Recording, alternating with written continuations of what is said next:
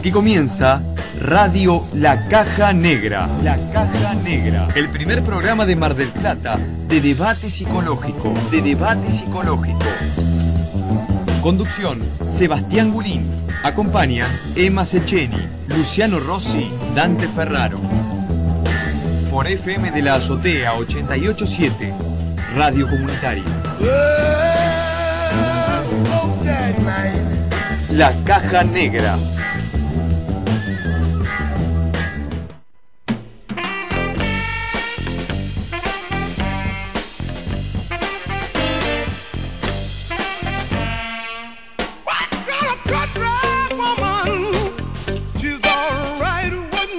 Hola, buenas noches. Bienvenidos al séptimo programa de Radio La Caja Negra, Radio de Psicología. Esperamos que les haya gustado toda esta serie de programas que va a seguir con mucho más. Un entrevistado por cada encuentro. Recuerden que estamos viernes por medio desde Radio de la Azotea 88.7 FM. Si no, también nos pueden escuchar online. Y si no, bueno, pueden escuchar cuando ustedes quieran los capítulos que vamos subiendo a YouTube. Bueno, va a ser un programa interesante. Vamos a hablar con Vanessa Baur, profesora de la facultad, licenciada en psicología, sobre clínica, padecimientos en la cotidianidad. Y ahora, bueno, en el primer bloque vamos a tantear un poquito de temas. A ver, ¿alguien trajo algo de los chicos? ¿Cómo están? Bien, bien. Yo no investigué nada, pero se me ocurrió hablar sobre algo que había leído hoy casualmente, que refería a que nosotros percibimos la realidad de una manera que atribuimos causas cuando hay correlación de eventos. O sea, cuando hay un evento y después viene otro, atribuimos ahí una causa. Intenta determinar cuál es la causa. Exacto. Por ejemplo, estaba viendo, había un video muy gracioso que parecía que un triángulo, ahí lo subimos en el Facebook para que lo vean. Lo pueden ver en el Facebook y también participan. Es muy interesante. Exactamente. Sí. Y vemos como ese triángulo parece como que empuja al otro, pero en realidad son dos figuras moviéndose, pero nosotros atribuimos... No sé si se entiende muy claramente, pero ¿no? Para explicarlo un estamos poco... en radio. Y es que yo hago gestos, ¿viste? Yo pienso que la gente me Es un programa de televisión, me parece, como para poder explicar el ejemplo de Dante. No, pero igual se Bueno, atribuimos causas cuando hay dos correlaciones que están en contigüidad en el tiempo próximo. Empujo a Emma, por ejemplo, y Emma se cae. Eso es, atribuimos causalidad a mi empuje hacia Emma. No te voy a empujar a Emma. Por favor, no lo hagas. Claro, pero el tema es que a veces se distancia más. Parece que una cosa causa la otra cuando en realidad van... Vanessa recién dijo Hume, yo te escuché, Vanessa. ¿Cómo era la experiencia de Hume, no? Que venía... Con las bolas boliche, ¿no es cierto? Sí, claro, qué bueno. Claro, que venía, el chabón decía, si viene alguien que no conoce este planeta Tierra y cae recién, aterriza recién y ve la bola de boliche, se da cuenta que no es causalidad que ya está dada, ¿no? No puede identificar de que es la persona que tira la bola la que mueve la otra bola. Dice que eso la interpretamos nosotros. Es por hábito. Dice que es por el hábito. ¿No es cierto? Corregime, Vanessa. No te voy a corregir porque está muy bien. Sí, pero me hizo acordar enseguida, lo traían como un descubrimiento y yo pensaba en que ya es una tesis provocativa del empirismo en relación a cuestionar un principio tan fundante del razonamiento humano como la causalidad. Claro. Entonces esa tesis provocativa del empirismo, estamos hablando del año 1700, ya Hume la proponía en esos términos, sí, Dante, con los ejemplos antiguo, que ustedes recuerdan muy bien. Investigaciones de 1700 más vale que revolucionaba a Napoleón. Más vale que sea la mejor investigación que escuché en mi vida antes. Pero escuche, no, acá está, no es una investigación, algo que estaba leyendo. Acá está lo provocativo, perdonen los religiosos. Acá dice la nota y lo voy a leer textualmente. Al buscar intuitivamente la causa de las cosas e identificarla aleatoriamente, por ejemplo, si ejecutamos determinado baile, parece que llueve. Consideramos que una divinidad inmaterial debe ser la causa última del mundo físico y las almas inmortales controlan temporalmente nuestros cuerpos mientras vivimos. ¿Sí? O sea, ante esta angustia de no saber qué fue antes que nosotros, consideramos que una causa puede ser un dios inmaterial cualquiera, sea el dios católico o sea el dios... Mira, usan eso para atacar la religión, digamos. Esa sería la esencia de la investigación. Tenía ganas, sí, de atacar un poco la religión. Está bien. Por lo menos para hacer... ¡Qué revolucionario! También pero, se quedó en el mil... Pensemos igualmente lo que es la necesidad de atribuir causas en el ser humano. Pensemos, por ejemplo, cuando... Es como si no se pudiera soportar el desconocimiento, ¿viste? Exacto. Entonces, buscamos... Yo creo que tener una causa pacifica de algo que no sabes qué es, claro. ¿Entendés? Se produce por esto. Yo creo que mucha gente va justamente al psicólogo a que decime qué es lo que está causando, porque más me angustia la incertidumbre, que no sé cuándo me viene un ataque de pánico, no sé cuándo me pongo ansioso, no sé qué lo provoca. Muy bien, muy bien. Bueno, ¿alguien trajo algo más? ¿Quieren seguir discutiendo de esto? No, con el tema de la religión en particular, a ver, yo no soy una persona religiosa, ¿sí? Lo que sí, yo me considero una persona espiritual. Esto es una creencia mía. Lo que dice Hoyo en cuanto a la religión, que etimológicamente la palabra religión viene de religar, ¿sí? Del latín de religar. Lo que propone Hoyo, que coincide en bastantes puntos con teorías como la de Roger o Maslow, ¿no? Humanistas, es que hay un yo, ¿sí? Que se ha extrañado de uno mismo, y las personas hablan de un Dios como proyectando ese yo en otra cosa externa, claro. ¿sí? Lo que habla Hoyo es que hay que volver a religar ese yo. Eso te lo digo, es mi creencia, y me atacaste el tema de la religión y quería contestarte eso antes, nada más. No quería lastimarte igual. Está bien, te perdono. No, pero muy buena igual la investigación. Bueno, yo tengo otra cosa, vos tenías otra cosa también. Yo quiero hablar, no es una investigación, pero quiero hablar de un tema que me parece muy interesante para la época, que es la relación que tenemos con el tiempo. ¿Vos qué tenés? Tengo una investigación muy polémica. Votamos, dale. Está bien, perfecto, me gustó la acción. Participa también la gente que está ahí en la operación técnica. Y la gente por Facebook también participen. Es algo bien polémico, no estoy a favor, sí, pero para disparador. Han descubierto psicólogos y psiquiatras de Estados Unidos diferencias a nivel físico, cerebral entre el hombre y la mujer. Sí, bien. Me gustó más de Lucho. Pochoclero, está condicionando picante. la votación. Yo estoy hablando de la relación que tenemos con el tiempo, ¿sí? En este sistema actual, cómo nos relacionamos con el tiempo. ¿Sabes por qué me puse a pensar eso? Porque me di cuenta que antes, cuando era chico, leía novelas y ahora leo artículos rápidos, nomás leo de un minuto. Y dije, ¿dónde está el tiempo? ¿Quién nos lo expropió? ¿Por qué vivimos así? No, eso nada más. Este es el tráiler. Pero es interesante. ¿Qué es lo primero que uno hace a la mañana?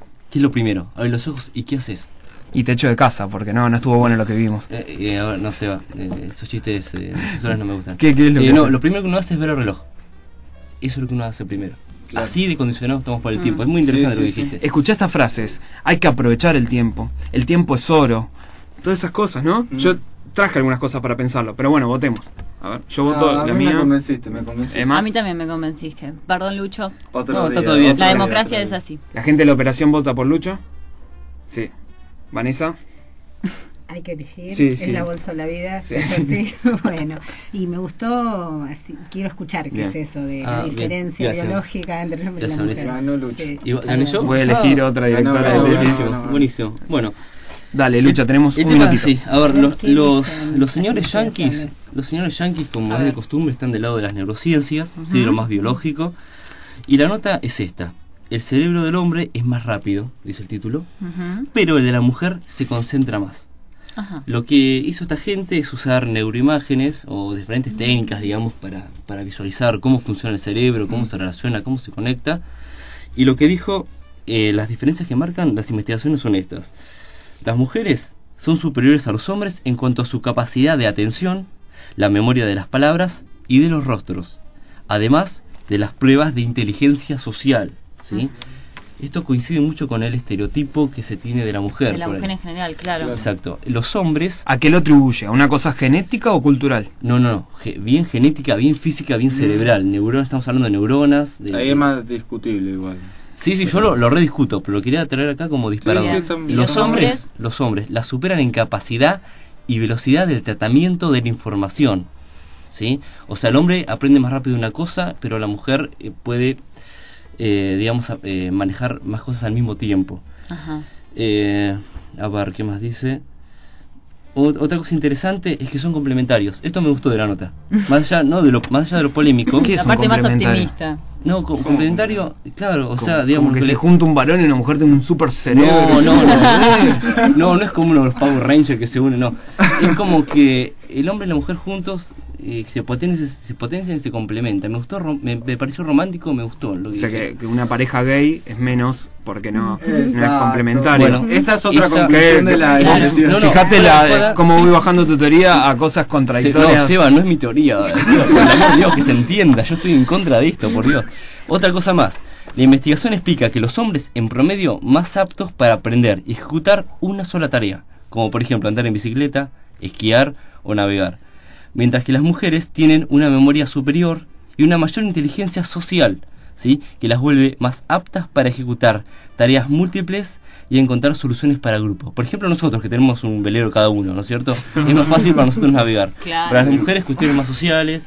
¿Sí? Esto es lo que traje yo. Obvio, Seba, estoy de acuerdo con vos, yo te lo recritico. La biología es muy peligrosa, porque justifica cosas que no se pueden Claro, discutir. yo creo que el problema no es la biología, sino la gente de la ciencia que atribuye sus propios sistemas de interpretaciones, sus propios sesgos culturales al mundo que todavía es bastante ambiguo para poder proyectar lo que es la ciencia. Yo puedo decir, mi teoría se justifica con las investigaciones actuales del cerebro, y un tipo puede decir exactamente lo contrario. Entonces eso te dice que la ciencia no es tan clara, a eso me refiero. Se proyecta mucho de lo que creemos ya en el sentido común sobre la ciencia. Y no nos olvidemos que la ciencia, aparte de ser un discurso epistemológico, metodológico, demás, también es un discurso ético y político, ¿sí? Claro, hay Por eso intenciones y son gente con Exacto. poder. Bueno, vamos al corte y ahora seguimos con la entrevista a Vanessa Baur. FM de la Azotea, 10 años haciendo comunicación participativa. Búscanos en Facebook, lacaja.negra. Hablar no alcanza. Comienzo de espacio publicitario. Parrilla Ouija, buen ambiente, buena música y sobre todo muy buena comida. ¿Dónde? En Parrilla Ouija, Alem 3414, casi Rodríguez Peña. Abierto de lunes a viernes desde las 11. También enviamos a domicilio 451-8746. Parrilla Ouija, Alem 3414. Parrilla Ouija. Repulgue Rebelde, empanadas soufflé, sabrosos rolls y canastas. Repulgue Rebelde, una cooperativa con precios y calidad de excelencia. Podés hacer tu pedido al 473-8182 o al 473-0975.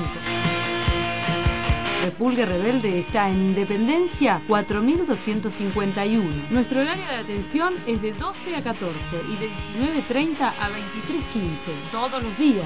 Repulgue Rebelde. Ah, los domingos abierto a partir de las 19:30.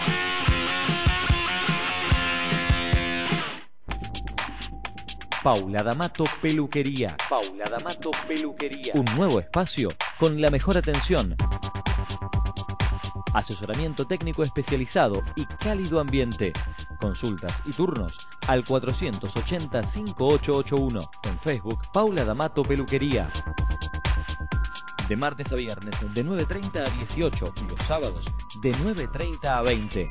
Pescadores 444, a metros de 12 de octubre. Conocé el salón de belleza de Paula D'Amato.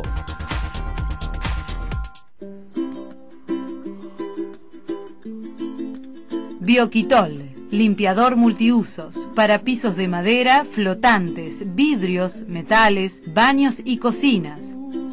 Bioquitol, el producto marplatense que cambió el concepto de limpieza. Conseguilo en nuestros más de 200 puntos de ventas en todo el país o llamando al 410-8733. No te pierdas esta promo. Otra super promo de FM de la Azotea. Viernes a las 22, después de la medianoche. Mucho blues, rock nacional e internacional y muchas historias. Viernes a las 22 y repeticiones los sábados a las 23 por FM de la Azotea. No te lo podés perder. FM de la Azotea 887. Comunicación participativa. Estás escuchando La Caja Negra. La Caja Negra.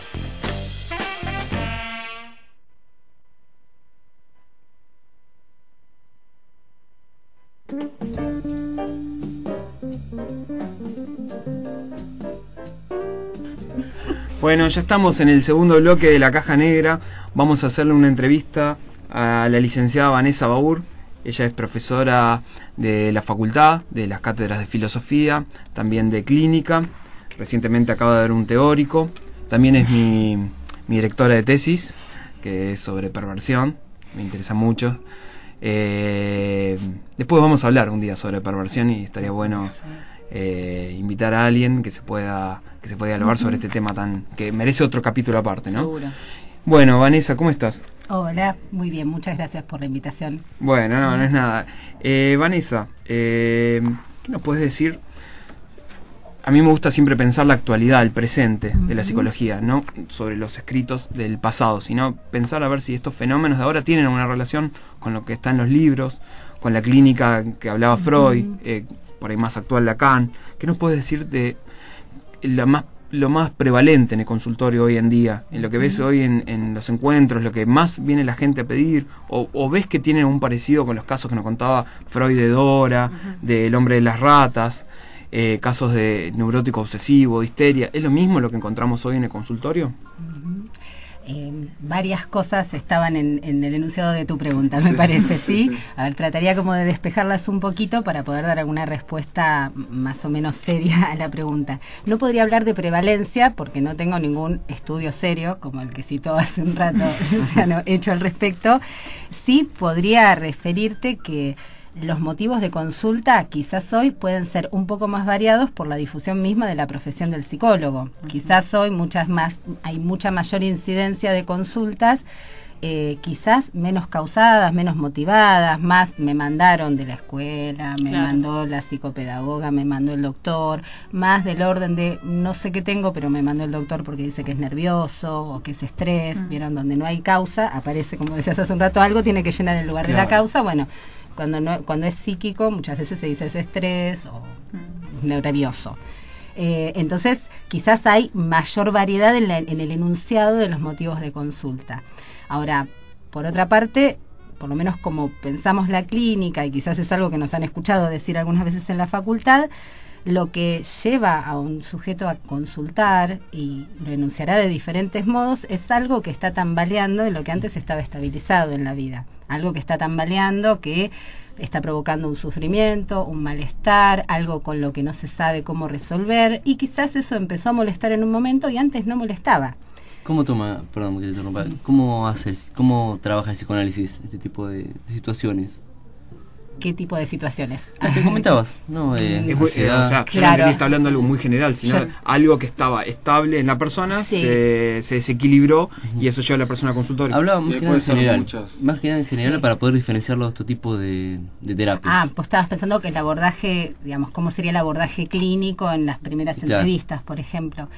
A ver, desde el punto de vista que te estoy comentando, cómo podemos pensar que alguien necesite o se le ocurra o alguien le sugiera consultar a un psicólogo, en principio podríamos decir que la situación más propicia es esta, donde algo está fallando cuando antes se estabilizaba. Claro. Por eso muchas veces, por lo menos para los psicoanalistas, suele ser importante tomar en cuenta tanto el motivo enunciado de consulta, algo nos dice, aunque eso no sea definitorio, ni eso cierre todo lo que le pasa a alguien, ni mucho menos, eso necesariamente hay que abrirlo, pero también la ocasión, o sea, en el momento en que esa consulta se produce. ¿Por qué consulta ahora y no antes? Y no antes, por ejemplo, o por qué no después, o por qué le pasó algo hace un determinado tiempo y sin embargo viene a consultar ahora. Estas son cuestiones que, por lo menos para la clínica psicoanalítica, se articulan en la singularidad de cada caso, pero sí la posición, por lo menos del que escucha, es tomar en cuenta estas coordenadas de tiempo también en las que se produce la consulta. Ahora, ¿sí? Vanessa, vos dijiste que es muy común que en la clínica de hoy estén mandados. Sí. O sea, te manda el psiquiatra, te manda el doctor, te manda hasta el trabajo, te mandan tu mujer, los que te rodean y eso. Hay... ¿Cómo se ve esto del psicoanálisis? ¿Se puede trabajar con una persona que no cree que tiene ningún problema en sí, sino que otros le señalan que tendría que ir? ¿Cómo se trabaja? ¿Y se puede? Sí. Por ahí lo primero que diría es que quizás me apresuré al decir que eso pasa más hoy. Vos la citabas a Dora la lleva a su papá a la consulta. Claro. Así que, digamos, no sé si antes no pasaba también que había otros que indicaban que había que hacer una consulta. O sea, por prevalencia sería así. No lo sé. ¿Por tercero? No lo sé. En tu experiencia, más o menos. A ver, lo que diría de mis colegas, la gente con la que hablo, es que todos coincidimos en que hay más difusión, entonces hay a veces demandas como menos formuladas claramente. Quizás en el ámbito de la facultad no lo vemos porque todos sabemos de qué se trata y es como que hay cierta idea de voy a hacer terapia. Claro, por ahí del lado de la gente también se me ocurre, pienso que por ahí hay una cuestión más de confianza también en el psicólogo, donde justamente una persona conocida, un compañero te puede recomendar, que por ahí en otro momento eso pasaba más desapercibido, a menos que sea una situación como muy grave, ¿no es cierto? Exactamente, también está más difundido que ya no es tan para locos el psicólogo, como quizás en otro momento había más prejuicio con ir al psicólogo. Sí, pues a eso me refería, pero no me atrevería a decir que ahora pasa más que antes, porque no lo sé, la verdad, no me puedo investigar. Pero es algo que te puedo transmitir del contacto con mis colegas. Sí, pensaría que hay un trabajo para hacer, en principio, cuando alguien es mandado, y sí, hay primero que poder ver si se pone en forma una demanda propia, digamos, trabajar por delegación de otro que quiere que le solucionemos un problema, que le acomodemos un niño inquieto para que vuelva a la escuela más quieto, que un empleado. Que le acomodemos un empleado rebelde, un esposo que no quiere hablar y que entonces vaya al psicólogo para que empiece a hablar y hable con... Bueno, digamos, esa no es por lo menos la posición desde la cual trabaja el psicoanalista en principio, desde responder a la demanda de otro y un tercero. Y claro, y trabajar en modelar o en moldear o en convencer o en sugestionar a alguien para que... Exactamente, para que se adecue a una demanda, digamos, no es el mandadero. Es muy común que las madres de adolescentes hagan una especie de pacto con el hijo o casi lo obligan, lo coaccionan a empezar el psicólogo porque te descubrí un porro, porque te vi tomando mucho en la previa y eso. Ahí en ese caso, el flaco realmente no tiene mucha transferencia con el psicólogo. Ahí el psicoanalista puede hacer algo, no puede, lo niega de entrada. A ver, no me atrevería a decirlo en términos generales. Obvio, desde tu experiencia. Digamos, sí pensaría que desde la posición del psicoanalista hay una demanda que en principio es de los padres. Y bueno, con esa demanda hay que empezar a trabajar y quizás haya que trabajar con una demanda de los padres. O sea, citarlo a la madre. En principio quizás haya que trabajar con la madre y con el padre, porque no, debe haber un padre. Quizás, no se supone por ahí, y a partir de ahí se puede ver si hay posibilidad de trabajar con un adolescente que se acerque al menos a un tratamiento, pero en algo que a él lo preocupe. Claro. Si hay posibilidad de que empiece a problematizar o a tambalear o a cuestionar algo o a preguntarse por lo menos algo que a él lo preocupe, y quizás no coincide con lo que lo preocupa a la madre. Es más, seguro que no coincide, ¿no? Pero digo, son como dos vertientes en las que uno tendría que encarar el trabajo, insisto, pensando en que uno no le va a educar el niño a la madre. ¿No? Y hoy en día algún tipo de demanda puede ser, por ejemplo, la madre que manda al hijo porque es rebelde. ¿Hay alguna prevalencia en tu caso o algo que te llame la atención de la clínica de hoy en día? De la insistencia. La verdad que no te podría responder, en serio, no te podría responder con algo, qué sé yo, sólido, con algo como probado. Podríamos, a ver, quizás aparece mucho más el término ataque de pánico en el consultorio, lo cual no quiere decir que haya efectivamente ataques de pánico. Quizás aparece mucho más el término, porque más es un término que circula mucho socialmente, inclusive en los medios de comunicación. Entonces, es algo de lo que nos agarramos para poner también en el lugar de la causa muchas veces, y aparece el término, lo cual no quiere decir que haya más casos necesariamente, no podría hacer esa correlación, sería como el triangulito, no querría poner un triangulito al lado de otro de esa manera.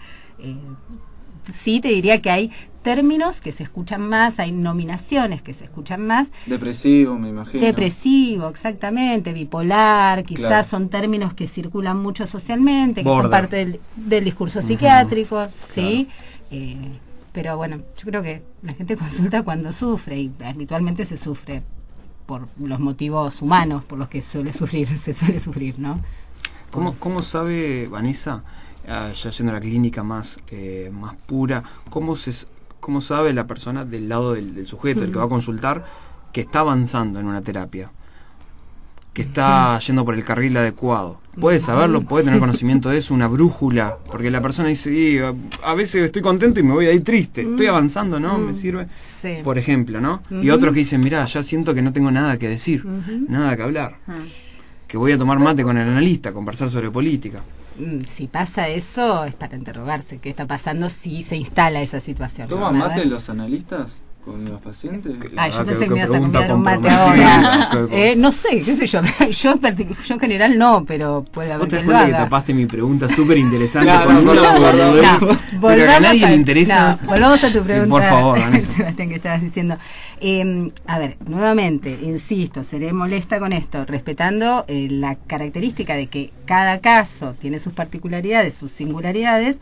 Entiendo que hay veces que paradójicamente un tratamiento, digamos, necesita un tiempo y en ese tiempo hay avances y retrocesos, ¿sí? Y porque esto es parte de la lógica de la neurosis misma, si hablamos de neurosis, no hablemos en términos generales de neurosis. Es parte del padecimiento mismo y es parte de la existencia de la repetición. Entonces, como esto se pone en juego para cada uno de nosotros, yo diría que en principio ya localizar una demanda y dirigirse a otro empieza a tener efectos aliviadores, a veces ceden parcialmente algunos síntomas y retornan ante las situaciones desencadenantes, esos síntomas o quizás conductas compulsivas retornan y a veces parece que no estuviera pasando nada. O a veces aparece una angustia que antes no estaba, porque justamente como estamos trabajando en ver qué es eso que me causa lo que me pasa, algún afecto angustioso aparece que antes no estaba apareciendo. Entonces, quizás lo que sí se puede pensar es que es un proceso que lleva tiempo.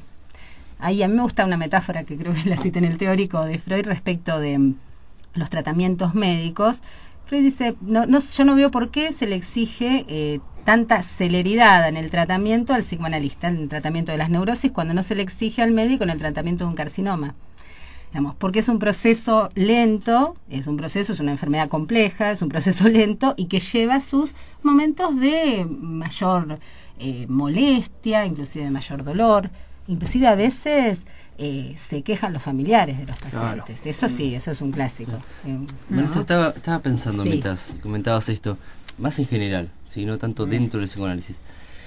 Hay muchas terapias, ¿no es cierto? En el mercado, si se quiere. Sí, en el mercado. Sí, lamentablemente en el mercado. Y te preguntaba más personalmente, ¿por qué a mí, neurótico, le conviene hacer un psicoanálisis y no una terapia sistémica, cognitivista? En el mercado ahora viene la parte del marketing. Claro, tal cual.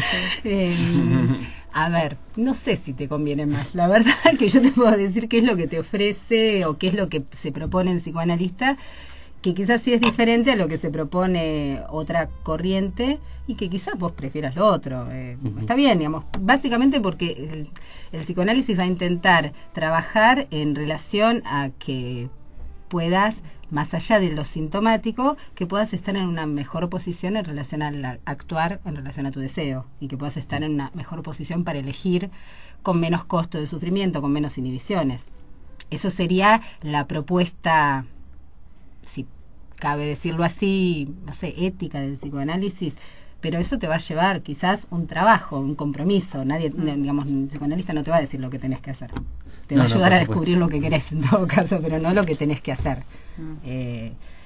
Quizás vos a veces necesitas un alivio y bueno, y por ahí algo te ordena de que otro te diga lo que tenés que hacer y bueno, quizás en ese sentido hay otra. ¿Ves como no sé si complementario, sino como que cada psicoterapia para cada tipo de necesidad o para cada tipo de paciente, alguna cosa así o no? No, yo no lo pensaría tan así. Me parece que a ver, nuevamente, no sé si decirlo tan así, se me ocurría el dicho popular de para cada roto hay un descosido, no sé si es tan así, porque me parece que hay diferentes inclusive momentos en la vida de las personas en que algo del sufrimiento se canaliza por un determinado lugar, a veces por la religión se canaliza y se estabiliza algo del orden del sufrimiento y bueno, y eso después en otro momento no alcanza.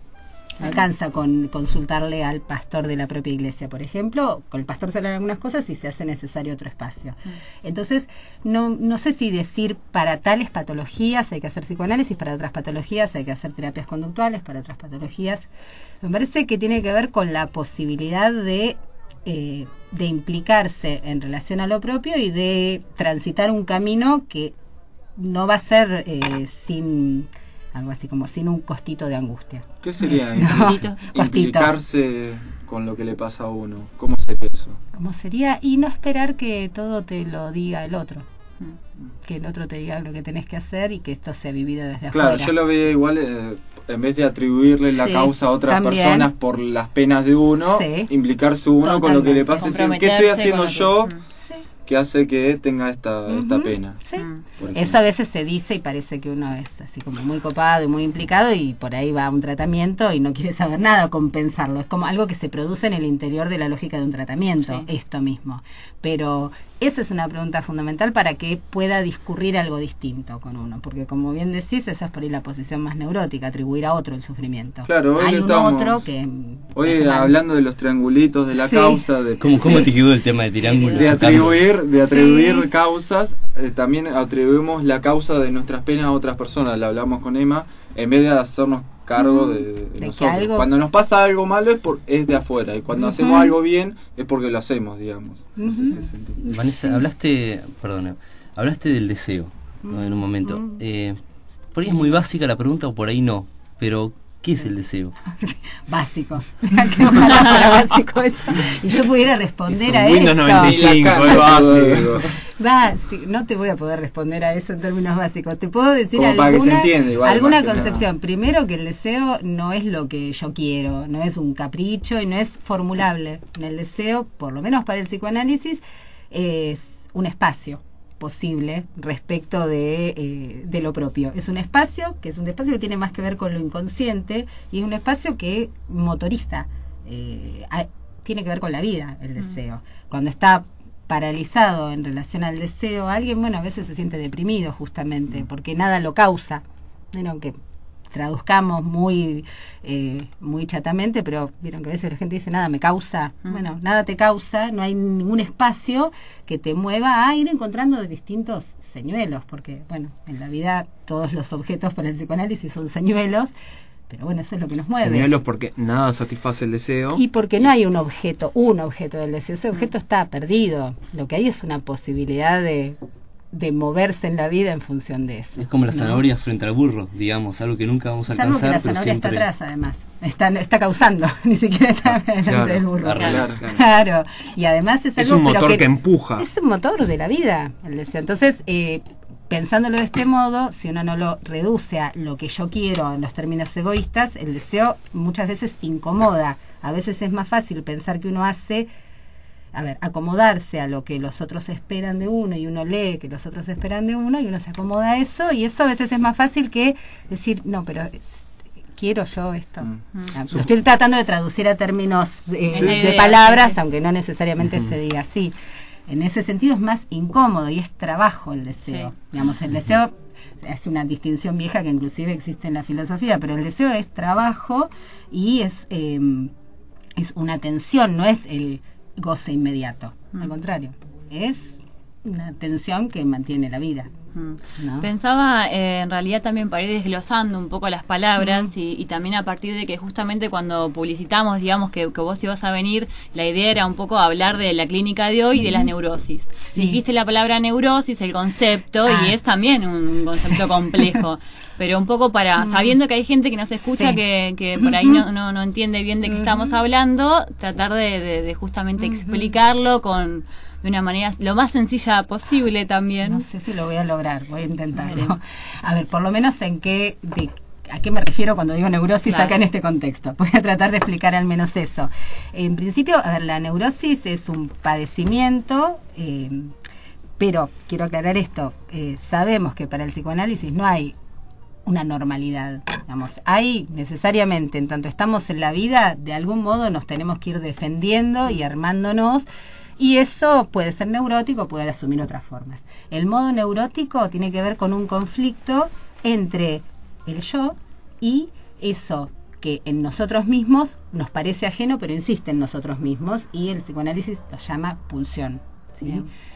Y que tiene que ver con el deseo y a veces el conflicto. ¿Qué hace el yo? Muchas veces se extraña, se desentiende de eso, prefiere no actuar porque no puede conciliar con eso que insiste en uno y que molesta y que a veces aparece de un modo que lo racional, sobre todo este es otro principio del psicoanálisis, la neurosis no tiene una resolución por la vía de lo racional. Digamos, se sostiene el síntoma neurótico en fantasías, pero esas fantasías no son solo pensamientos, están arraigados en lo pulsional. Entonces, esa complejidad hace que no podamos considerar que solamente se trata de cambiar un pensamiento por otro, el trabajo. Por eso es un trabajo que lleva a movilizar la relación que uno tiene con esa misma fuerza que pugna y que molesta, ¿no? pero que por otra parte es la que nos hace estar en la vida. No sé si se entiende dicho de este modo.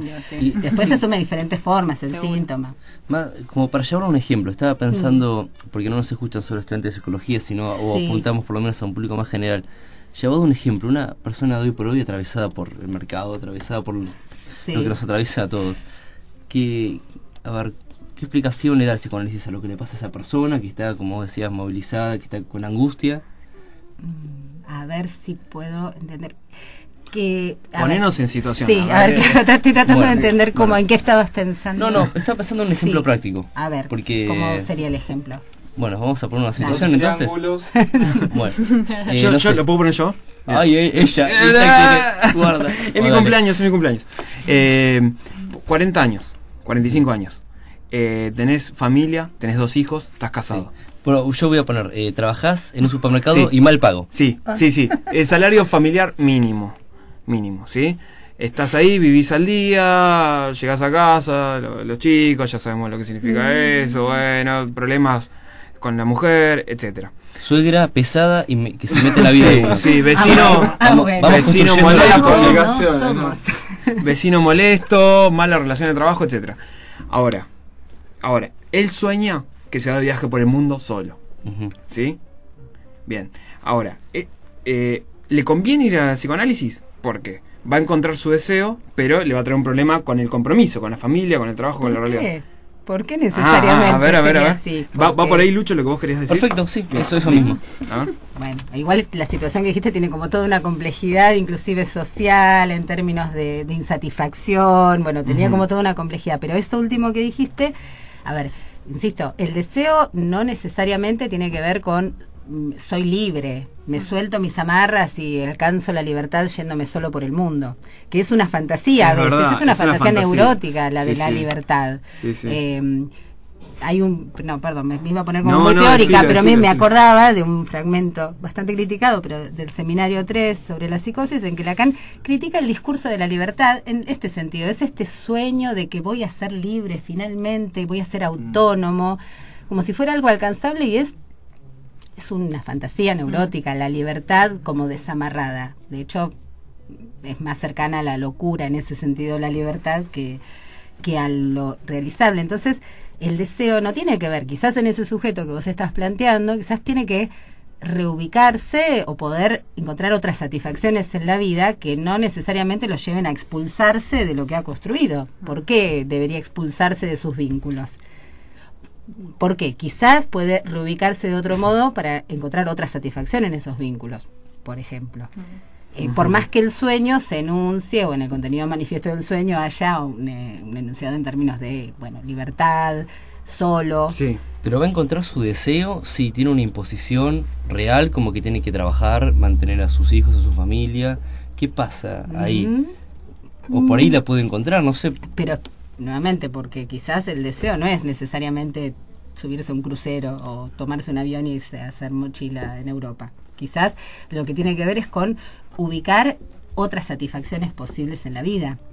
Digo, porque desde ese punto de vista, muchos psicoanalistas trabajan. Yo trabajé cuando hice mi residencia en el hospital y de hecho es posible una práctica clínica inclusive en condiciones de vulnerabilidad socioeconómica, porque no necesariamente el deseo tiene que ver con el objeto de consumo, al contrario, a veces el deseo tiene que ver con romper con ese objeto de consumo, claro. ¿sí? Digamos, estaba pensando, te iba a decir, yo parte de mi residencia la hice en el 2001, ¿sí? Cuando muchos pacientes, muy complicada, muchos pacientes vivían del Club del Trueque, vieron que ahora ya no se escucha el Club del Trueque, bueno, en ese momento realmente era una situación muy complicada, y teníamos mucho trabajo, y además de las urgencias de la vida cotidiana, que por supuesto no se desconocen, sin embargo había pacientes que venían por los conflictos que tenían y que siguen teniendo, y son los conflictos propios del vivir humano, ¿sí? Además, por supuesto que no es lo mismo cuando además hay una situación, no sé, de maltrato laboral, pero a veces poder posicionarse de otro modo a veces hace que no pueda resolver esa situación de maltrato de otra manera. Eso a veces, no diría como una solución mágica, claro, tampoco. Me enganché muchísimo con el ejemplo y cómo lo trataste, sí, me pareció muy interesante que digas, ojo Seba, porque en los viajes y eso hay una fantasía de libertad, porque se escucha mucho. Igual está buenísimo viajar, no digo que no, que esté bueno, pero yo cuando veo que hay algo que muchas canciones tratan sobre algo, yo digo acá hay fantasía del imaginario colectivo. Y me pareció como que en la vida uno va balanceando continuamente lo que le doy importancia a mí, una especie de egoísmo, yo, con lo que me piden los otros. Y uno va balanceando lo que sería como mi deseo con el compromiso. Eso es lo que yo tengo en la cabeza. No sería así, por ejemplo, este tipo tiene que decir, bueno, me voy en las vacaciones, por ahí, si encuentro que mi deseo pasa por ahí, que puede estar teñido de fantasía, se puede hacer una situación como equilibrada, ¿sí? Y eso tendría que verse pero digo, el psicoanálisis le da mucho fuego al deseo, mucha importancia al deseo, pero también vivimos en un contexto, ¿no? Donde otros nos requieren, donde nos demandan, y a la gente a veces le hace ruido eso. A mí también me ha hecho ruido, por ahí lo he solucionado con otras cosas ad hoc que he pensado, sacado otras teorías, pero siempre me hizo ruido eso. Nuevamente, digamos, es complejo referirnos al deseo reduciéndolo al hacer lo que yo quiero. Claro. Eso es más una línea de reforzamiento yoico, ¿sí? Es más, a veces una salida de una situación conflictiva diciendo yo hago lo que yo quiero es más un acting que una resolución en la línea del deseo, ¿sí? Por eso digo que es un trabajo que lleva un tiempo y sobre todo esto, el deseo incomoda. A veces es algo que se abre para alguien y que incomoda. Y que hay que, una vez que eso ocurre, bueno, con eso se hace algún tipo de trabajo. No quiere decir que se satisface. Quiere decir que se hace algún tipo de trabajo y se verifica que hay un espacio para otra cosa, para ese sujeto. No quiere decir que hay que cumplir eso. Por eso digo, me parece que es importante tener en cuenta esta tensión, que es un concepto que tiene su complejidad, claro, y que no hay que reducirlo porque si no lo reducimos a un reforzamiento del yo. Y eso sí me parece que es otra línea terapéutica, ¿no? Que es una suerte de, bueno, de vos podés, soñaste esto, bueno, podés hacerlo. Sí, por ahí podés hacerlo y podés, por ahí en eso embarcarte en algo que no querías, por ahí no querías dejar a tu familia, qué sé yo, por ahí es otra cosa, por ahí en esa formulación hay que ver qué deseos están en juego, qué otros pensamientos lo determinan. ¿Sí? ¿Vos sentís, Vanessa, que los síntomas actuales son quizás como más filosóficos? No, no entiendo. En el sentido de que ahí lo iba, existenciales, como de vacío, de realización. Lo charlábamos en el programa anterior con la clínica del vacío. La clínica del, sí. Sería otra cosa eso, pero como que se escucha, ¿no? Como una angustia como inespecífica, disipada, sobre no poder conectar con algo que le dé sentido, y la gente busca cuestiones espirituales, maestros como el que citó Luciano Hoyo, cuestiones que son masificadas, y es un tipo que le está dando sentido desde su visión, le está dando otorgando, repartiendo sentidos al colectivo imaginario. Pero vos sentís que la gente en esta época está así con un vacío más existencial.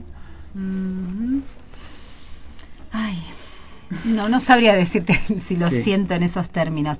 Sí, me parece que estás como retratando el drama de la vida moderna. No es tan de esta época, me parece que inclusive hay muchos desarrollos sociológicos y filosóficos que caracterizan la complejidad del mundo moderno y la pérdida de sentido que ha tenido el hombre en relación a a las grandes explicaciones que en otro momento coagulaban a la vida social. Que la pérdida de lo religioso, de la religiosidad, es algo que se viene tematizando hace rato.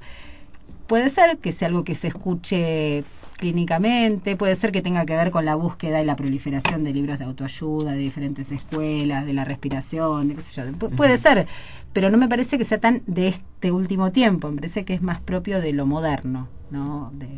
De lo moderno y contemporáneo. Yo tendería a pensarlo en esos términos. Sí. Diría eso, no sé si podría agregar mucho más. Estaba pensando, no sé vos, Emma, si querías preguntar algo. No, bien personal la pregunta. ¿Por qué elegiste vos, de todas las opciones que tenías como para especializarte, el psicoanálisis? A ver, ¿qué te puedo contestar? Por un novio. No. Por una cuestión de afinidad. Yo creo que hay causas libidinales en las adhesiones que todos tenemos a nuestras teorías. Tenemos, así de algún modo nos enamoramos de las teorizaciones, algo libidinal nos liga. Siempre me fue bastante afín me pareció siempre muy atractivo del psicoanálisis el lugar que le da a lo complejo, a lo dividido, a los desacuerdos del sujeto consigo mismo, a lo paradójico. Siempre a mí en lo particular, por razones que serán para otro espacio, me atraen y me siguen atrayendo las lecturas que hago en mis otros campos de trabajo, ese tipo de problematizaciones, las que ponen de manifiesto lo trágico de lo humano. Y me parece que en ese sentido el psicoanálisis no desconoce esa dimensión. Y también me gusta que tenga siempre me gustó cuando estudiaba esa polemización con la versión más positivista de la ciencia. Eso me gusta, de hecho me gusta y me ha gustado. Me parece que es controversial, pero que además nos obliga a pensar mucho al respecto, no a escudarnos en eso, sino a pensar mucho y a fundamentar mucho.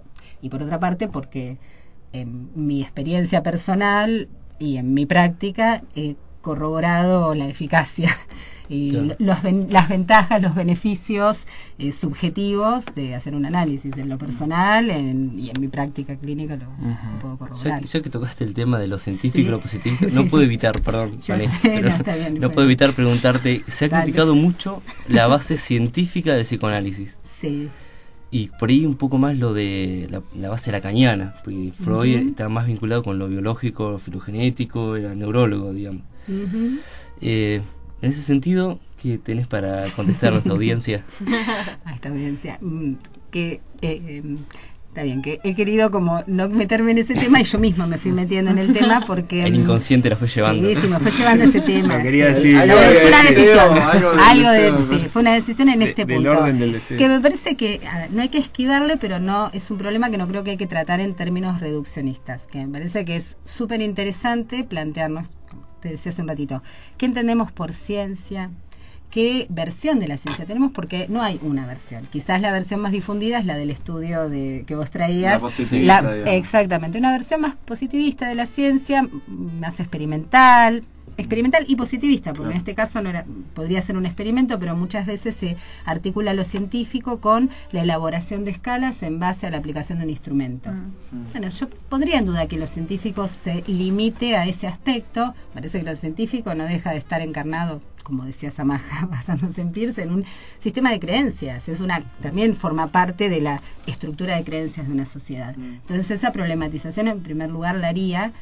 Y por otro lado pensaría que lo riguroso de una práctica tiene que ver con los fundamentos de la acción, por lo menos de una práctica, porque no puedo decir, por lo menos no podría reducir a la psicología a una teoría, en tanto, de hecho, tenemos un título habilitante para ejercer la psicología, es una práctica. Entonces, lo riguroso de una práctica para mí se juega en los fundamentos que podemos darle. Y en ese sentido, la teoría psicoanalítica es compleja, es difícil, pero en términos de su articulación conceptual, tiene una rigurosidad propia. ¿Sí? Y tiene una rigurosidad que hay que estudiar y que no implica la rigurosidad en términos de ir a hacer corroboraciones empíricas. Sí implica una rigurosidad de articulación conceptual. Y en ese sentido creo que es lo que se le tiene que pedir también a una teoría, una rigurosidad propia, ¿sí? Y retomando esto de las neuroimágenes, ¿hay Sí. conexiones entre el psicoanálisis y las neurociencias? Hay gente que lo ha pensado, hay posiciones diversas, hay quienes critican mucho ese campo de encuentros. Hay un psicoanalista francés que escribió hace unos años un libro que se llama Psicoanálisis y Neurociencias, que se llama Gerard Pommier, y él plantea una suerte de corroboración neurocientífica de los fenómenos del psicoanálisis. Claro. Yo no es un tema que maneje en profundidad como para decirte algo más serio. Sí entiendo que hay debates al interior del psicoanálisis mismo respecto de esa relación. Hay una valoración por parte de algunos psiquiatras más formados en líneas biologistas que valoran el efecto, inclusive citan investigaciones por las cuales hay transformaciones en las redes sinápticas a partir de la presencia o no de psicoterapia, por ejemplo. Claro. Bueno, ahí hay líneas, hay intersecciones. No son las que yo estudio habitualmente, pero creo que las hay, es interesante explorarlas. Vale, cuando uno ve en el noticiero, y yo estaba pensando el otro día, ¿qué dirá el psicoanálisis de esto? Ve en el noticiero videos que no son gustosos de ver, que son de accidentes, y lo pasan una y otra vez. Y yo digo, uy, me estoy llevando estas imágenes horribles, pero dejo el canal y lo sigo viendo.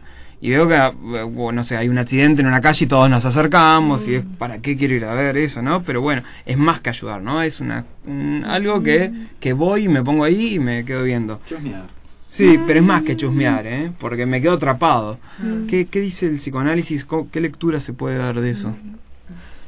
A ver, se pueden decir varias cosas. No sé qué Perfecto. dice todo el psicoanálisis. A mí se me ocurría que hay dos cosas para pensar, que vos estás dando cuenta de que hay algo más que te está ligando a eso. Hay un goce particular que encontrás en esa imagen. Después habrá que ver las características de ese goce para cada uno, pero sí es cierto que hay algo del cuerpo roto, del accidente. Hay quienes lo han mencionado como ver lo que le pasó al otro y no me pasó a mí, como una línea de la envidia o de la reivindicación yoica. Yo creo que vos estás refiriéndote a que hay un compromiso del sujeto en ese mirar. Más allá que se lo muestren, hay un compromiso de un goce particular, que algo que te atrapa y que sabés que no está bueno, pero que igual lo querés seguir mirando. Como los adolescentes con las películas de terror, ¿no? Que es un momento donde exactamente, nos juntamos sí. a ver las películas de sí. terror y cuerpos O rotos. todo, la montaña rusa, todos esos juegos también que provocan sensaciones hasta de vómito y demás, pero la gente lo sigue consumiendo. Que uno dice es tortuoso, pero lo seguimos haciendo, pagamos una entrada, hacemos una cola. Vanessa, en el psicoanálisis, ¿se da el alta? Ay, no, qué pregunta.